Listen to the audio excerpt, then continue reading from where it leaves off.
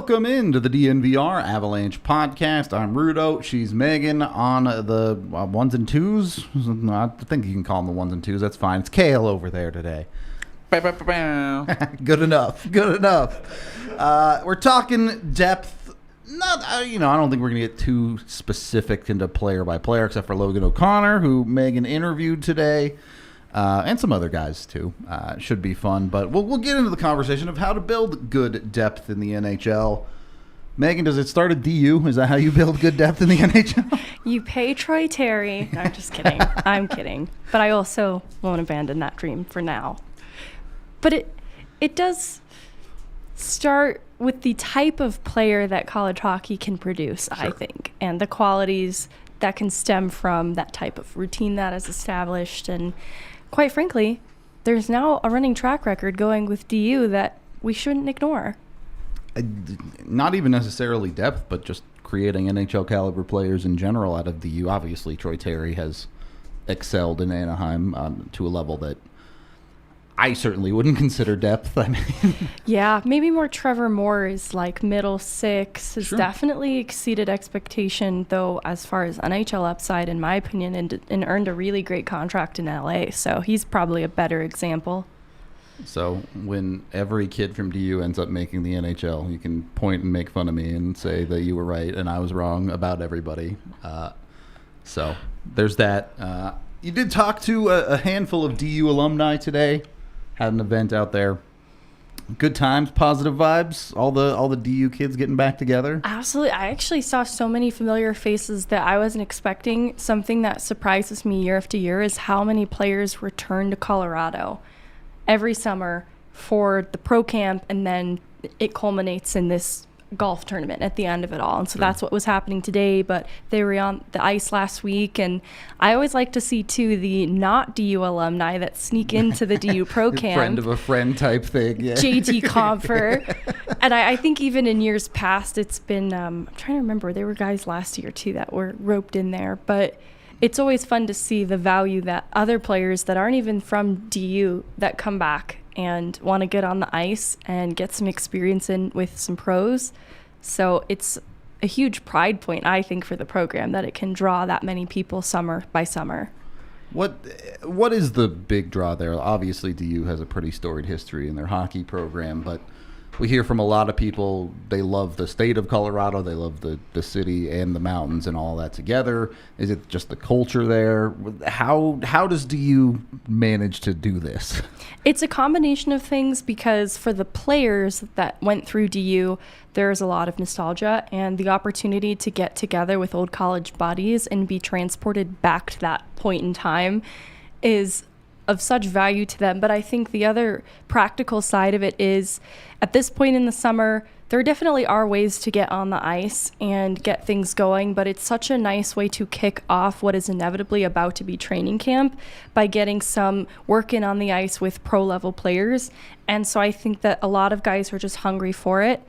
And then the expertise that the program has brought year by year, one of the big sneaky components being Matt Shaw, now the director of sports performance, but one of the biggest pieces in their strength and conditioning program, who has played a hand in the strength and conditioning of past and present players, not just related to Denver. And I think that people come to get that expertise because his attention to detail is so strong and has had tangible results for a lot of players, that word gets around and players want to come benefit from that as well. There you go. You need to bulk up. I don't know. Does he bulk people up? He can bulk you up, or he can slim you down. Like, he will customize the program to what the player needs. And there are some players who still need that after their college careers, even though they're physically matured, they're still needing some additional help in a way. For sure. Those connections can last a lifetime. I think the proof of that right there. So if you find something good, hold on to it. And it might be the case with DU. Obviously, the Avs have had success out of DU. Historically, guys like Paul Stastny. Obviously, more recently, Logan O'Connor. Regardless of how it played out, they got the draft pick right in Will Butcher.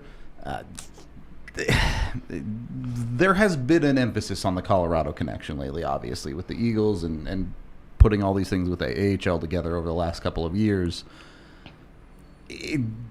Can DU become more a part of this Colorado movement. You know, they were obviously part of Hockey Town USA as well. But at least from my perspective, as someone who didn't go to DU, they do feel a little bit disconnected from the pro side of hockey in Colorado. Yeah, I think that it's now the last couple of seasons, and it's been confirmed to me too that in having Sean Barron's there and related to the Avalanche organization, it has helped that relationship to be even stronger, because there's a lot of coaching staff at Denver that is familiar with members of the Avalanche organization as well. And so there are natural built-in connections there. But with Sean Barron's in the system, it has certainly helped. And where I see the value is having someone like David Carl at development camp last year, because this is now someone who is about to coach Team USA in the WJCs in this upcoming January, because the path that Carl is on as a coach is a really impressive one, and one to absolutely be keeping an eye on. And to have that expertise down the road and in a way at your disposal. Like, there's a willingness in Carl to come to a development camp and work with Avalanche prospects. And that to me is an invaluable way to marry the interests of both of these clubs. And just broader than that, in seeing 3 D1 teams in Colorado, a lot of dev camp invites for Colorado tapped into the pool of Colorado College, DU, now the last couple of dev camps. And I think that's a trend that's going to continue and probably start even sooner in the scouting process, where guys commit to go, knowing the Avalanche are right there and they are watching you if you play college hockey in Colorado. And I do think it is important building that culture for fans as well, that hockey is always out there. There's always some kind of hockey that you can get into. Look, especially here where the altitude Comcast debate has been going on for years now, that there are other ways to get into hockey, and that the game is growing here more grassroots, I guess you could call it. Just, it's become more of a part of the culture here in Colorado than I think arguably it ever has been. Obviously, the Avs winning a Stanley Cup helps with that. DU winning championships helps with that. But you look at other states like Minnesota, where it's just part of regular life there. Right. Colorado is starting to get there. That's where I get excited when I joke about the Colorado Thunderbirds and that AAA team. I know I get a little silly. It's not a joke. It's not a joke. I get kind of silly with it, but that's what I look to as the model for hockey and a community is Minnesota, and the way that they have built up hockey. There are endless opportunities to pursue hockey through Minnesota, whereas there are more limitations in Colorado, but I do think that's changing. I think we're getting more sheets of ice. We're getting an all team. You see then the potential for Colorado hockey to become bigger than what it is right now. And it helps to have the success of the Colorado Avalanche first and foremost. Eagles are trending in a direction that wants to improve. And then, of course, DU's success historically has been getting a lot of national recognition. A lot to get into there, but let's not bury the lead anymore.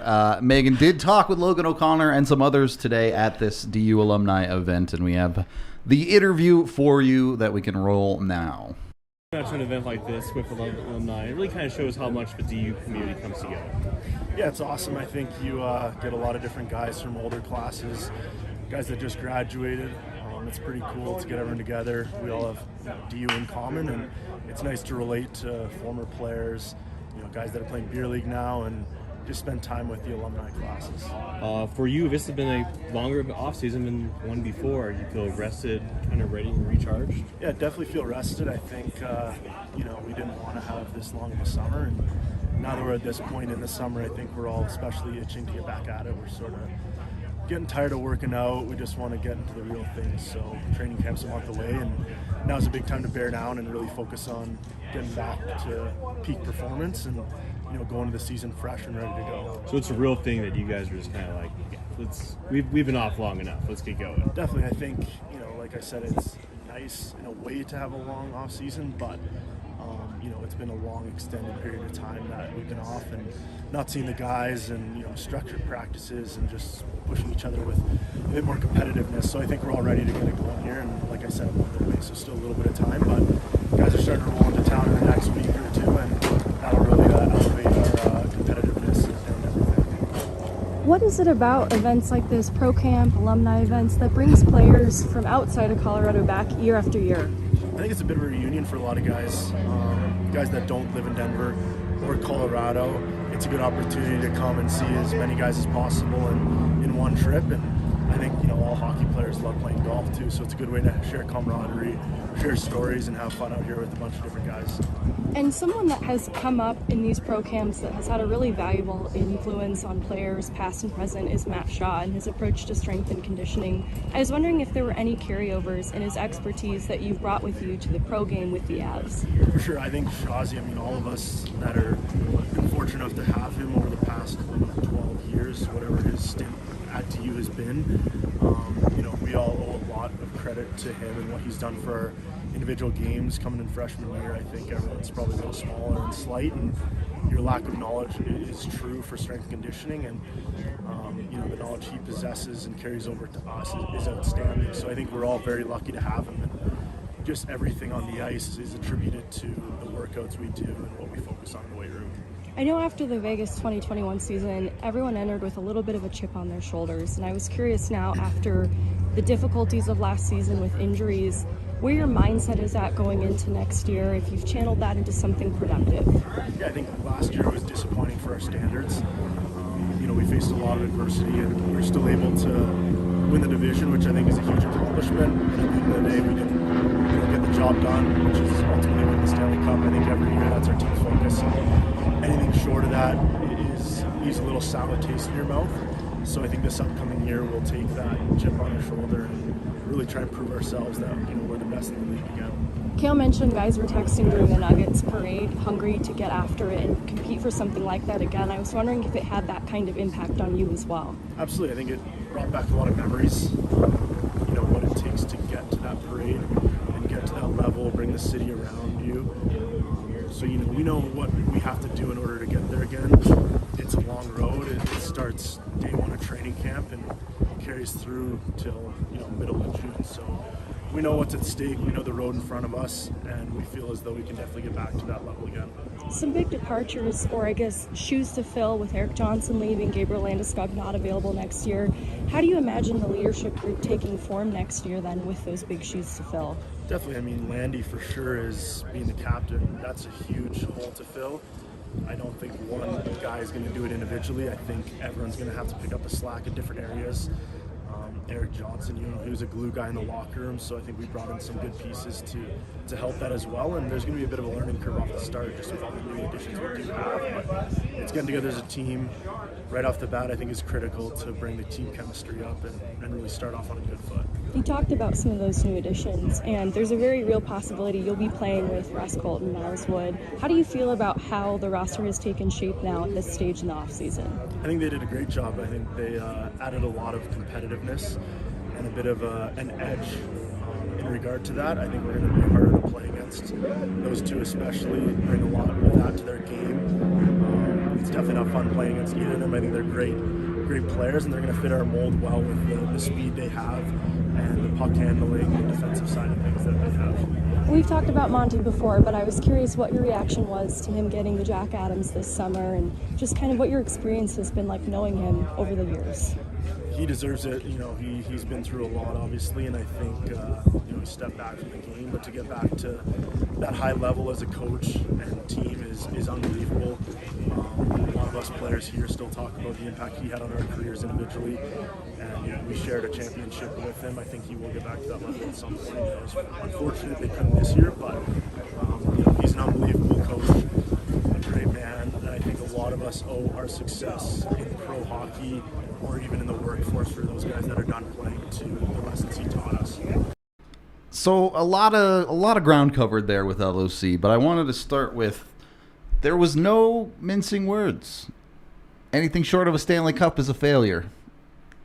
Is that realistic in Colorado? Should fans take that seriously, or is that maybe a little bit just competitive spirit more than... There is truth to why he's saying that in terms of the competitive window that the Avs are in right now and why there is a need to capitalize on it in the immediate, because they are staring down some difficult decisions that will need to be made with players like Taves beyond this season. And so we know Taves is guaranteed for Colorado through this upcoming year. Yeah.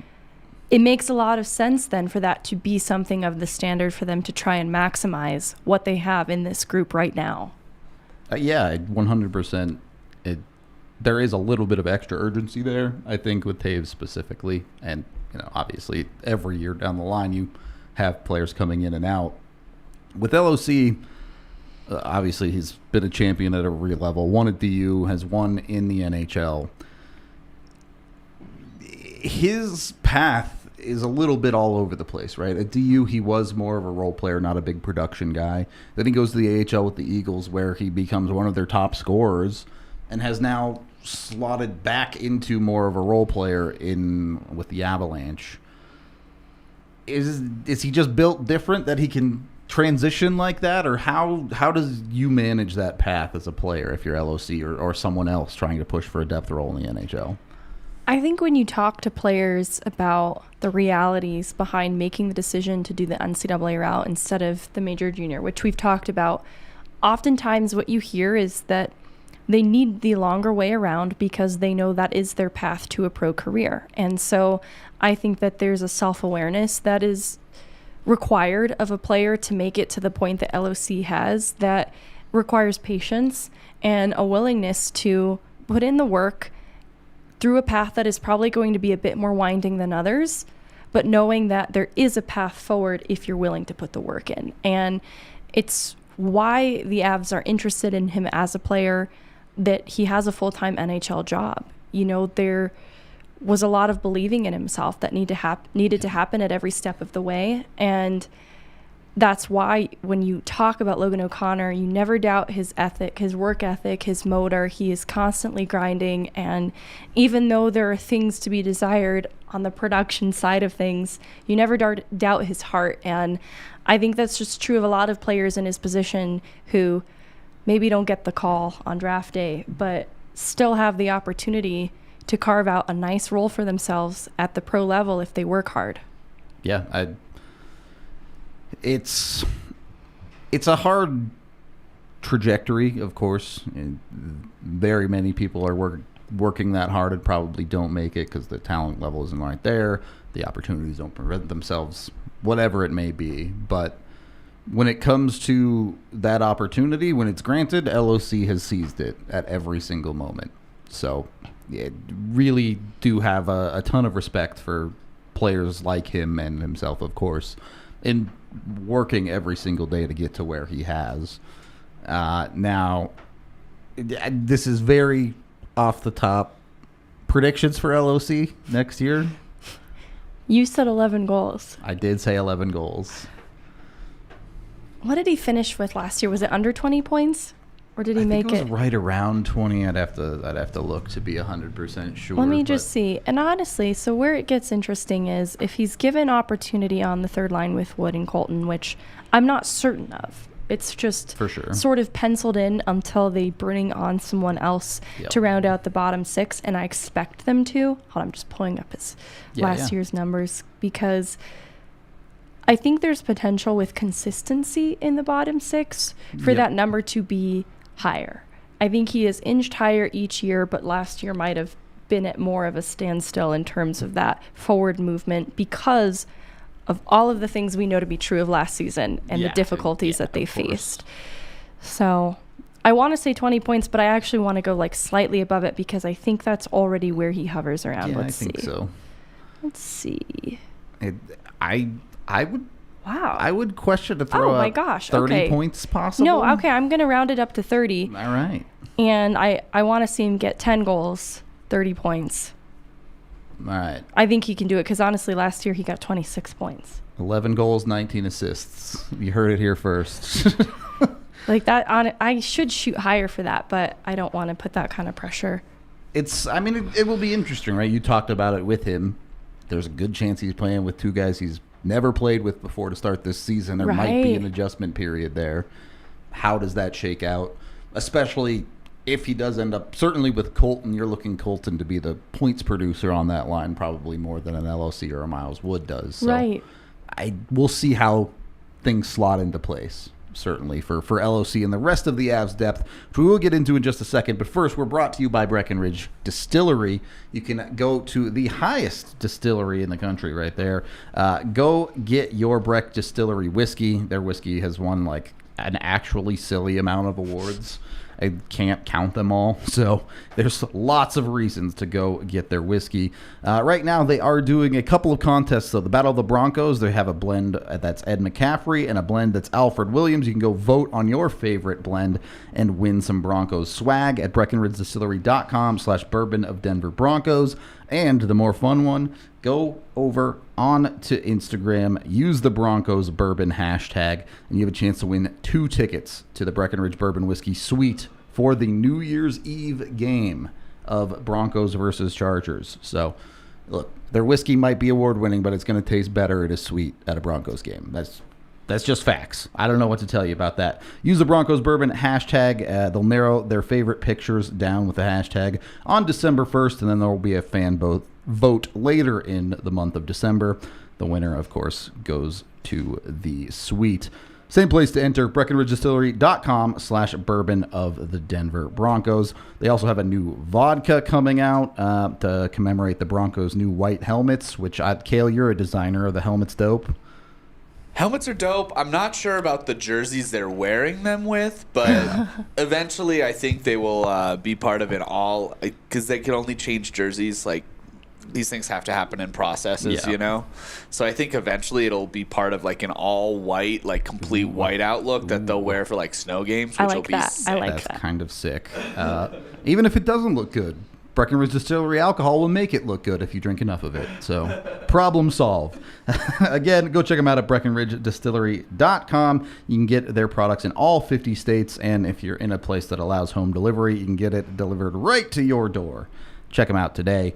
And then, look, I understand if alcohol is not your thing. It's not for everybody. You can go to Kind Love instead if you're here in Colorado and get your weed on. So go check them out. They were one of the OG distilleries here in Colorado. They've been around since 2010. And when you order with them with code DNVR, you can get 25% off in-store items, whether it be their flour, their gummies, their turbo joints. Turbo joints are just too much for me. I'm not going to lie to you. I don't smoke a lot of weed. I need one puff of a turbo joint, and I'm set for the night. It's strong stuff. It's maybe where the gummies come in a little bit more my speed that you can do from Kind Love. Of course, they have tons of amazing products, all of it farm to table. They grow their own stuff. They know what they're doing, and they know what they're talking about. Use that QR code on screen right there. You can order today and get it delivered to your door. Or if you like to go in and talk to some of their employees, they can tell you what the best options are. You can visit one of their stores in Cherry Creek or North Denver. And again, when you mention DNVR, you get 25% off all Kind Love products. And then again, kindlove.com to visit and see their full extensive menu. Second period of the DNVR Avalanche podcast. Is there anything else you want to get into from the DU alumni event before we move on to general depth conversations? No. All right. Keep an eye out on her Twitter. I think you have a couple more interviews to post from the event. So go follow her at Meghan Angley. I apologize for the airplanes and the wind. Look, that's just like I live in the flight path to DIA, so that's just part of my life every day. It's fine. Big city, you live that life now. Okay, general depth conversations. I want to start this here. How do you build successful depth in the NHL? Because Logan O'Connor is great, fits in perfectly, very much a prototypical depth player in many ways. But you can't have 6 of that guy in your depth. So how do you strike a balance? How do you find depth that makes sense on a skill to toughness, whatever you want to call it, ratio? It's an interesting question because I look at what the fourth line in the Cup run represented. It was a model for reliability and consistency with Helm, Cogliano, and LOC, but that only works if the third line has the production, the playmaking upside that comes from a JT Compher type of player who has also that utility. And so it really is a full bottom 6 conversation when it comes to talking about the secrets to success in depth. And that is going to include at least a line that is reliable defensively and Yep. difficult to play against. They have to be willing to retrieve pucks, heavy on the forecheck, and engage the body, because they might not necessarily generate much offense, but if puck possession can be a strength of that line, it is going to help the bottom line, literally and figuratively. And then with the third line, you're looking for more offensive upside then, but there is still the component of being difficult to play against and reliable defensively. And because of how it's been structured in the past, every player usually can bring a little bit of at least the reliability to the table. Yeah. And this is where it's interesting for the Avs specifically next year, is there are some things that haven't fully been answered for the bottom six. For sure. And the whole of the group is who's going to be on the penalty kill. There are people that I think could do it, but it hasn't fully been answered. And so I think with the bottom six specifically, we're asking who can kill penalties here. Now, we already know that Cogliano and LOC have that skill set a little bit, but can Wood and Colton be those guys for the Avs? That's kind of a requirement of the bottom six, at least how it has been in the past when they've achieved success. But the other component that is lacking is the scoring. And it's been lacking, and it's sort of like, okay, it now feels like it's a problem that needs answered. And I think that Wood and Colton have some of that quality, but they're missing that, and that's what the third line is missing on the whole. And that's why I pencil LOC in there, but that's the role he doesn't actually satisfy best there. He is better suited for the other things we've described, the reliability, the consistency, and being difficult to play against. Yep. And so that leaves a player who could distribute the puck, might even have some, playmaking vision of their own to contribute to that third line that has not been filled, that I think is missing from that secret sauce that the bottom six is still needing at this point. It's interesting in Colorado specifically, I think, because in their cup run, we saw arguably one of the deepest organizations that there was. Andrei Burakovsky on a third line is kind of ridiculous to think about now. And last year, obviously there is huge context to the Avs can't control the injuries and things like that, but we saw a team that just was completely depleted in their depth, and it ran out of effective NHL players, essentially. You can't solve for a billion injuries, but where do the Avs find... I guess let me ask it this way. When you're looking at that bottom six, how much of it is building top down and how much of it is building bottom up? I think right now it's feeling top down. And so this is where it feels like some of the bottom of the lineup is getting fringier players, at least how it's currently constructed. Sure. And the reason that gives cause for concern is because of last year being a demonstration of that. When the fringe players get opportunity in the bottom six, we see the inconsistencies and the lack of trust in Bednar and how he's going to even deploy them in the first place. And that's why, though I am excited to see how Fredrik Olofsson looks in camp, and I want Ben Myers to take a big step forward next year and become a full-time NHL player, that is a lot of maybe in the bottom six when they need a bona fide NHL player. Even if he is the veteran saucy Darren Helm type of player, that's what they need, because we saw what happens when it is the fringier players. They don't have trust, and they're not going to get it. It is tough, because at a certain point you do need those maybes to take that next step, and there has to be a certain level of opportunity given there. But also, the Avs are as in the middle of their cup window as you can possibly be, and they don't have time to wait around on maybes to turn into yeses. They need to be able to turn into yeses pretty quickly, or they need to figure out something that will do a function that they need. And it will be really interesting to see how that plays out, because you even look at the next level at someone like a Ross Colton and a Miles Wood. You're committed to those guys, so you can't really say, oh, it's not working out, we got to do something else. But you need those maybes to turn into yeses. That's a lot of maybes. I think that's the concern, is outside of Cogliano and LOC, because we know what they are, the rest are question marks. 3 what are yous and 1 actual full like question mark in the roster. And you're hoping too, just in terms of what the Avs have paid for Colton and Wood, that not only do they meet expectation, but actually exceed it. And that's where it also becomes then the maybe. That's where the question is really posed. And it's not a fatalistic outlook from my view. It's just very uncertain. And that is not how the Avs operate usually, with quite so much risk and uncertainty. However, when they have taken risks like with the Georgiev-Francouz tandem, they've been very successful. So this isn't concern coming from a place of doubt. It's just a lot more uncertainty than I'm used to seeing. So you brought up a potential playmaker vision type.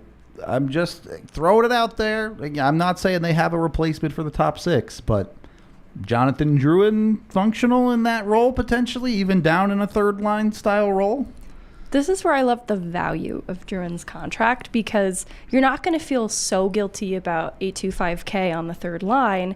You might have a little bit of regret if he isn't able to assume a top 6 role, because that is the hope where the skill upside is with him, because defensively, the physicality component, that's not the strength of his game. And that is something that the depth generally needs. When we described the secrets to success in a bottom 6, that is one of those components. And each member of that third line should have a little bit of it. And it's not to say Drouin couldn't, and he would certainly be elevating that at least offensive side of what they need. But that's where I would have concern with him there specifically is, are they getting the best out of him defensively in a spot in the lineup that they do need that from each of the players? Yeah, it's a curious balance, right? Because if you have a third line that can score at a high clip, you get away with a little bit of not having that defensive acumen from someone potentially like a Drouin. But there always has to be balance to a certain level there, where if your third line just plays no defense, how do you organize your roster? Because especially Jared Bednar has always loved having a depth line that 3 minutes left in the game, they're up by 1. You know who's coming over the boards. You know they're rolling over that defensive specialist line that they have in their depth. So it's a little bit of a weird fit for me with Drouin. It's actually interesting that you mention it too, because we've talked about Jared Bednar's security blankets in the past, and it's the Comos and the JT Compers of the world. With JT Comfer gone, who is the security blanket? Yeah, it's funny because in a lot of ways it felt like Evan Rodriguez was also stepping into that role last year. You had thoughts of maybe Alex Newhook eventually becoming that guy, and now all of those dudes are gone. Who does Jared Bednar trust? Yep. And for different things, right? Of course, Obviously, yeah. There's trust to put McKinnon out in almost every situation. But when you need to win a face-off, in your own zone, you know what? Not McKinnon. And it could be Ryan Johansson. I'll give him some credit for that specific need. But there are situations that call JT Compher's name that I'm curious to see who will earn Bednar's trust in that respect. Yeah, I think you mentioned Ryan Johansson's name. I think the first battle is between him and Ross Colton as who's the one that earns the trust in the defensive zone to be that center. And, beyond that, maybe it's Ben Myers that steps up into that role. Maybe it's someone else. But it's an interesting spot because 11 of the Avs' 12 forwards, I think, are pretty clear as far as they're going to be in the lineup on opening night. But the roles that those forwards play are not at all clear in how the Avs are going to approach this season. Is that good? Is that a good thing going into training camp, or is that you guys don't have enough time to figure this out? I think the way in which it is good for the Avs is because we know that it's a group capable of playing different roles because of what we saw last season. Sure. It's not a situation that you hope is required of them this season, but you've seen the versatility in a lot of those 11. Yep. Well, actually, some of them are new. So to be fair, some of that hasn't been fully realized. But I think you trust some of what you've seen from Colton in Tampa. Exactly. And things like that. The championship caliber quality in Colton is not to be understated. And then what is really special is what McKinnon, Rantanen bring to the lineup. Yeah. No matter what, just those two by themselves. Yeah. Because they're also pretty versatile, especially Rantanen, which is, I think, someone that is going to be very flexible. And he's going to be sort of, I think, the guy that is plugged in places that need to get better. And I think they're going to look to Rantanen to be that guy. A perfect example is, as you said, building your depth top down. Those top guys can fill in the holes a little bit for you. Obviously, Bednar's never been afraid to double shift McKinnon if he needs to. They're going to rely on that certainly this year. I think probably, barring nonsense, less than they had to last year, but probably more than in 2022. On that note, though, we are brought to you by the folks over at DraftKings Sportsbook. I'm going to be honest with you, chat. I don't care about college football. I don't.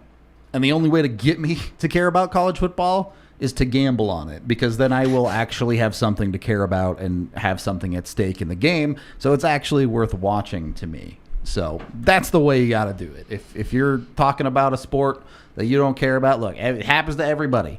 Your friends want to go out, want to go to the sports bar, want to watch some event that you don't care about, put a couple bets down, you'll care about that sport a whole lot more and have a great time at watching. That's what DraftKings Sportsbook is all about. With college football being back, there's tons of traditions, tailgates, and great offers coming from DraftKings Sportsbook, including new customers getting $200 in bonus bets instantly when they bet just $5 on any college football bet.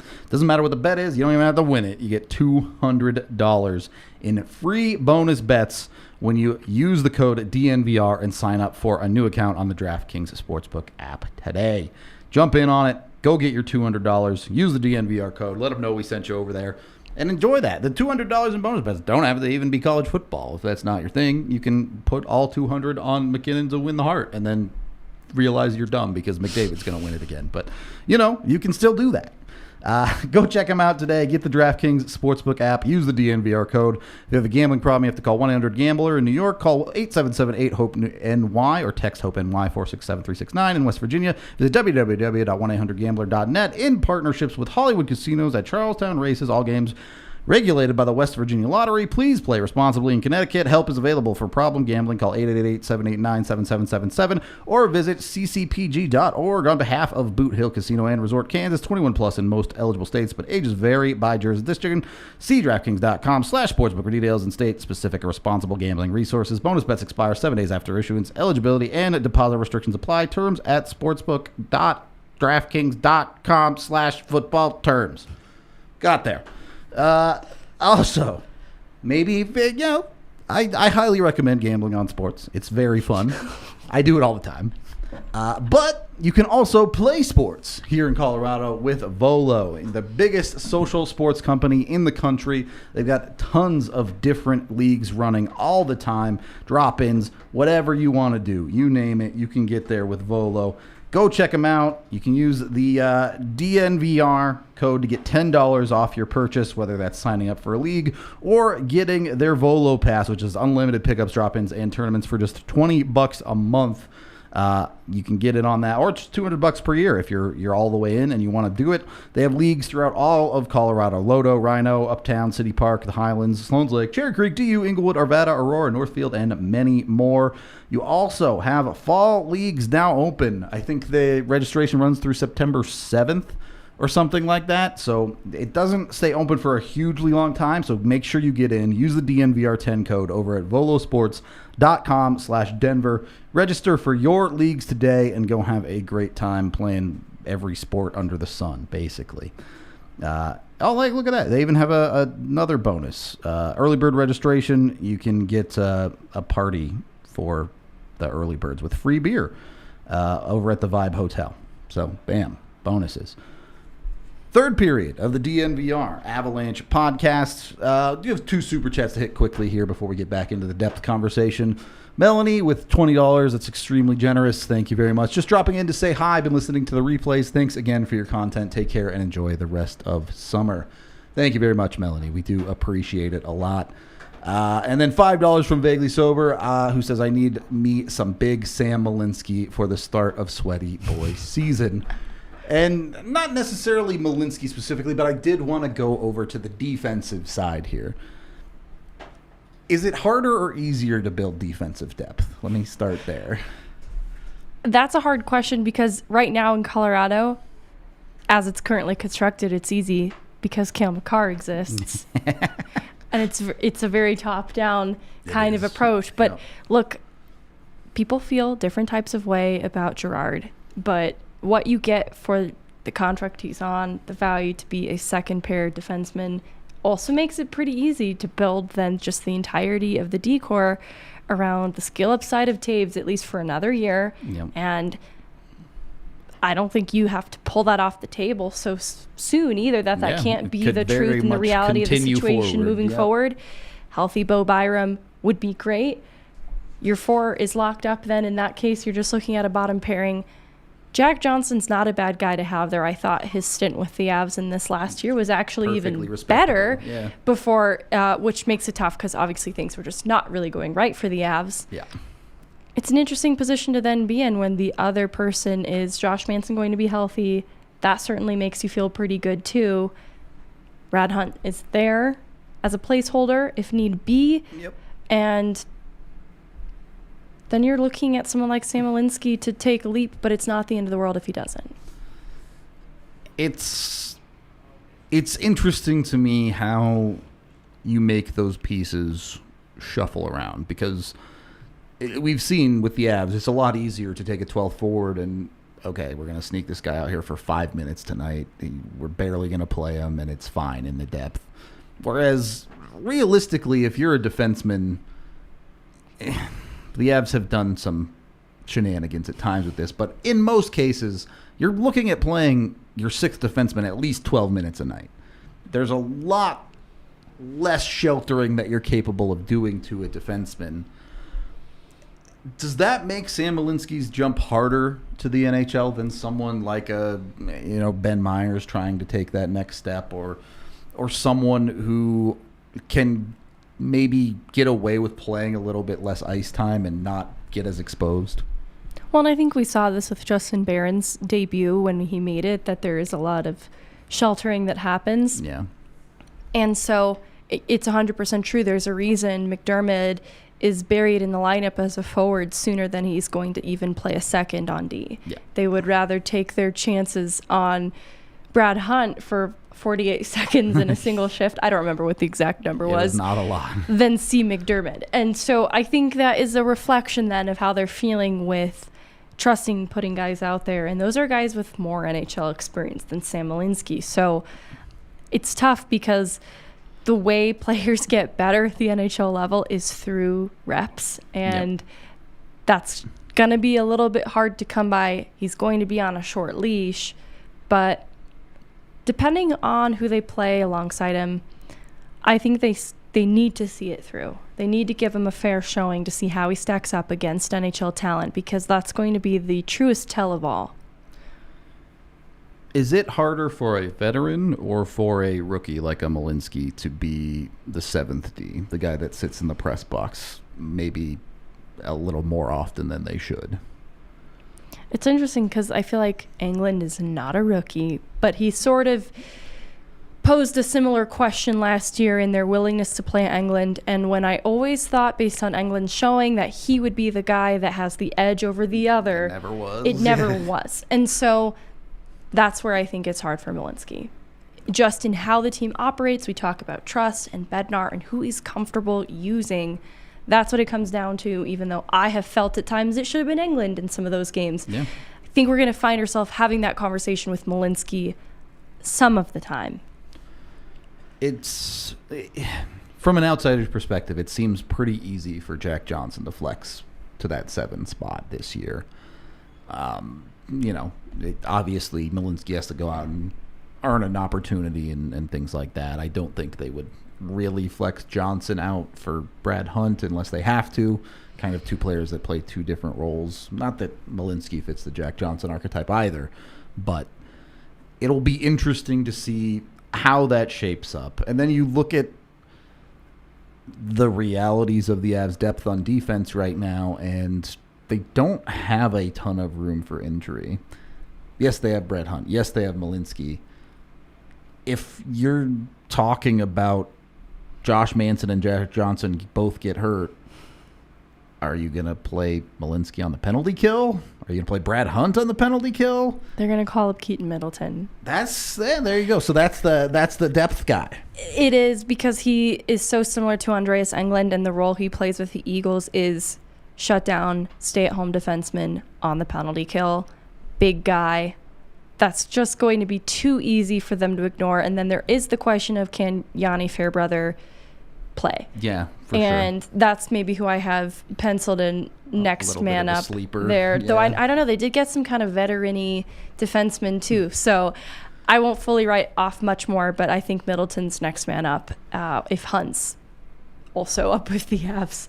So let's bring that full circle. Are you comfortable with the amount of defensive depth the Avs have? Obviously, you can't control injuries. Is this enough to where you say if it gets beyond this, it was just out of the Avs' control, or do you think they need more? It's tough because we talk about why it's important for them to maximize their window right now. And so even though I like where their depth is, that's on the way to them in Barons, in Guliev, and even Jeremy Hansel. Yeah. That's not available to them right now, though Hansel probably could have been Chris McFarland. Telling me. Sign it. No, I'm kidding. There's still time. Right. No, exactly. Like, you're going to see him pop off at the rookie tournament, and it's going to be hard to ignore that. But they're pretty log-jammed also on the Eagles' blue line, It so would be hard they to have to be find a a spot, little for serious about how they decide to move from there. But where I'm going with this is the immediate depth options defensively are very limited. Down the line, I'm excited for what's coming to the Avalanche, but the immediate would warrant making some kind of move to bring about an NHL defenseman that could fill that role. Because right now they have too many guys on the fringes in the Middleton types that I think that's where they would be forced if there was an injury to Manson and Jack Johnson, which, no thank you. So it does feel like on both forward and defensive sides, there are a lot of maybes and questions to answer. But even if those questions get answered, still feels like they might have some work to do around the edges of this roster as the season progresses. And we've talked at length about on the forward side, Kovalenko potentially being that answer. On the defensive side, a lot of the maybes come from that depth, right? Maybe a Sam Malinsky, maybe a Gianni Fairbrother, maybe a Keaton Middleton. When you're targeting that, you mentioned an NHL defenseman. So are a lot of those maybes potentially shut down by an acquisition in Colorado? Or is that where they're looking more at winning now, whereas with the forward core, they're a little bit more loose with it? Like, is that a position that they should be targeting to fill? Is that what? Yeah, are they giving less, I guess, having a shorter leash on the defensive core when it comes to trying to target NHL-ready players? I see what you're saying.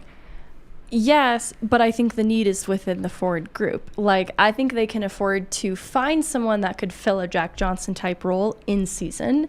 Not that I think they grow on trees, but I just feel like that is something that I think they could more easily find in season than what they need for their depth, their forward depth right now. Got it. If that makes sense. So find it while you can. Yeah, I think that's where there's more urgent concern for me because they're looking for such a specific type of player, whereas I think they would have more options defensively if they needed to, if injuries cropped up and they needed to do that. Yeah, I would agree. I think there might be some more costs on that side, potentially, but there will be more out there as well. Lastly here, and I don't think this one will be a particularly long conversation, but goaltending depth, Avs are very squarely set with Georgiev and Francouz. Comfortable with Annunen as the number 3, or is this a battle down in Colorado? All right, up in Loveland, I should say. I don't even think it's a battle. I'm just thinking in terms of ease. I could see them going to both Holm or Annunen, depending on the situation, just like based on who was in the net more in the last series. And whoever's fresh, basically. Whoever's fresh, Yeah. kind of a thing. And I'll have to see more of home to make Of that course. assertion, to be fair. And I think that they've invested a lot of time into Annunen at For this sure. point, that I do not think they are going to abandon that either, and are going to want to see him if there is a goaltender call-up that is required. All right. It does get into that interesting conversation with goalies of like, are you calling him up to play or are you calling him to be the backup? Exactly. And then who do you feel comfortable sitting? Yeah, exactly. So I think that covered most of what I wanted to cover today. Anything else you wanted to touch on in the depth? No. Cool. I don't know if it'll be this week or next, but we will get into a comparison of depth around certainly the whole Central Division, similar to our Middle Six video at some point. So keep your eyes out for that as we expand this conversation beyond just the Avalanche. Also have some other cool stuff coming. I already mentioned Megan has some more interviews I'm sure she'll be posting soon with some of those DU folks. Troy Terry's in there. So I know there's a couple people in our Discord that are all about that. He was really generous with his time. Awesome. Always good to hear when they're good people. And then, yeah, I will have I guess most people in our chat will probably want to share this video with their friends, but I do have a video coming out this week that you'll want to share with new Avs fans. We'll put it that way. So keep your eyes peeled on the YouTube for that. Be sure to like and subscribe here with us. That always helps us out a ton.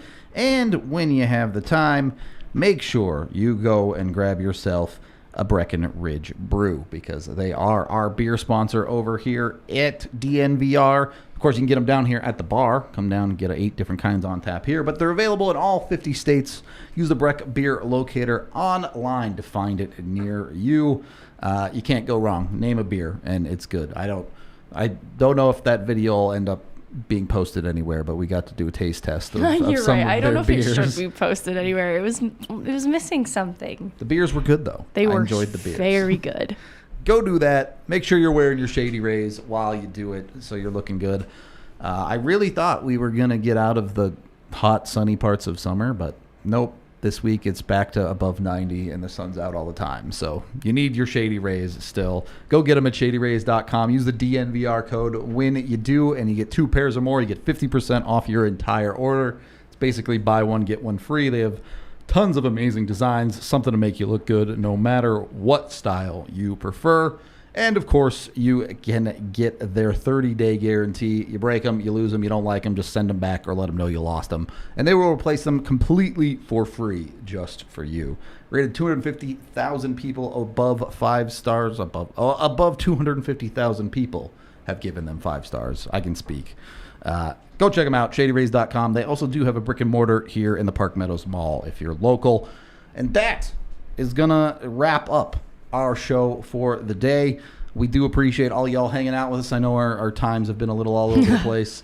That probably will continue through August as we get things sorted out. And then training camp happens, and we'll be doing shows after training camp. So get used to it. This is just like in season, where sometimes we're in the day, sometimes we're after a game. Who knows?